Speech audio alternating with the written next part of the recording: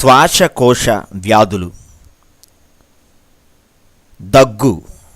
దగ్గుకి కారణాలు రకరకాల వ్యాధిక్రముల వల్ల శ్వాసకోశాలకి ఇన్ఫెక్షన్ కలుగుతుంది. కొందరిలో ఈ ఇన్ఫెక్షన్ అకస్మాత్తుగాను తీవ్రంగాను కలగొచ్చు. ఇటువంటి పరిస్థితిని అక్యూట్ ఇన్ఫెక్షన్ అంటారు. మరికొందరిలో నిదానంగాను తక్కువగాను ఇన్ఫెక్షన్ ఉండడమే కాకుండా దీర్ఘకాలంగా వ్యాధి ఉంటుంది. ఇటువంటి పరిస్థితిని క్రానిక్ ఇన్ఫెక్షన్ అంటారు. Acute infection. లెరింజైటిస్ స్వరపేటికకి వ్యాధి, ట్రేకియైటిస్ పెద్దగాలి గొట్టంలో వ్యాధి, బ్రాంకైటిస్ శ్వాసనాళాలలో వ్యాధి, బ్రాంకోలైటిస్ చిన్న శ్వాసనాళాలలో వ్యాధి, న్యూమోనియా వంటి వ్యాధులు ఇందుకు ఉదాహరణ. Chronic infection.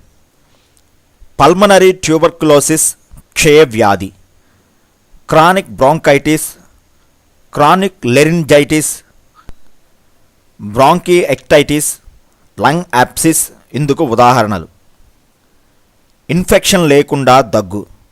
దుమ్ము ధూళి పీల్చడం వల్ల కలిగే వ్యాధి న్యూమోకోనియోసిస్.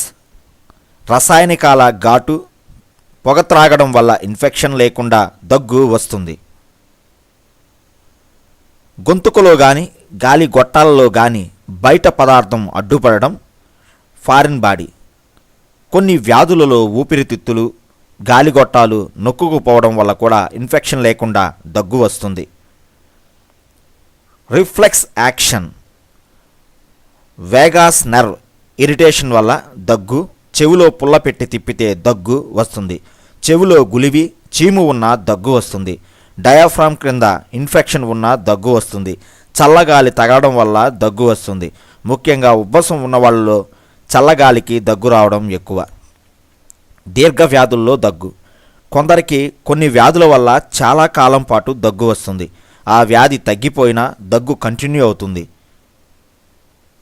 దగ్గు అలవాటుగా మారడానికి ఇది కారణం. కొన్ని సైకలాజికల్ పరిస్థితుల్లో కూడా ఎటువంటి వ్యాధి లేకుండా కూడా దగ్గు వస్తుంది. దగ్గులో రకాలు. పొడి దగ్గు.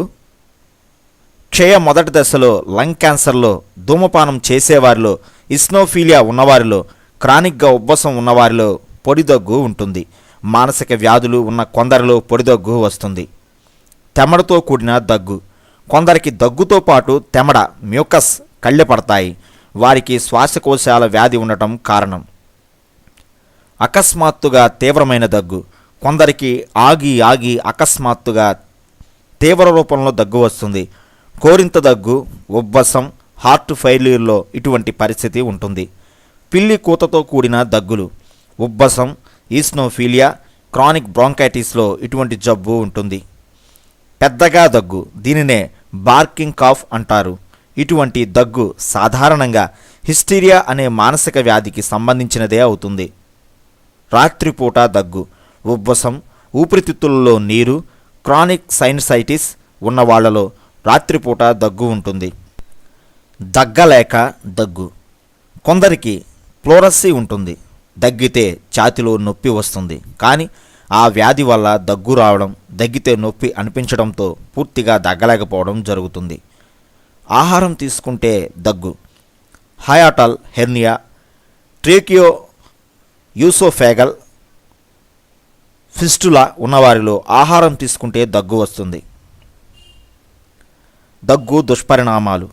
విడవకుండా దగ్గడం వల్ల మెదడుకి రక్త ప్రసరణ తగ్గి కళ్ళు బయలు కమ్ముతాయి.